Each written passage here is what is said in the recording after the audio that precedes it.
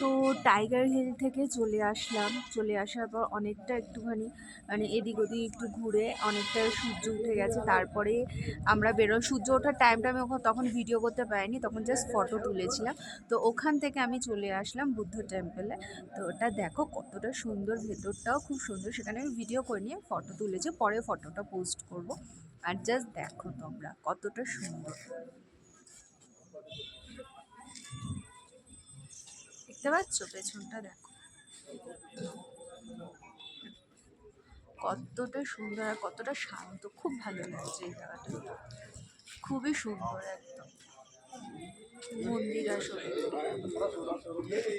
क्या लग रही है दिल्ली में খুবই সুন্দর, খুবই ভালো লাগছে।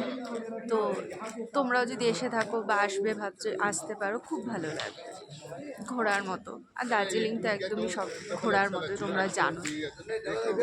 আর প্রচণ্ড ঠান্ডা এটার মধ্যে, প্রচণ্ড মানে সকাল ওই টাইগার হিলে জানা ঠান্ডা ছিল, অতটা এখন ঠান্ডা নেই, অনেকটাই কম, বাট ঠান্ডা আছে আগে। তো চলো আরও ভিডিও করব, আরও অনেক কিছুই তোমাদের সাথে শেয়ার করবো, সাথে থেকো আর ভিডিওগুলো দেখতে থাকো। আর কেমন লাগলো কমেন্ট করতে কিন্তু ভুলো না।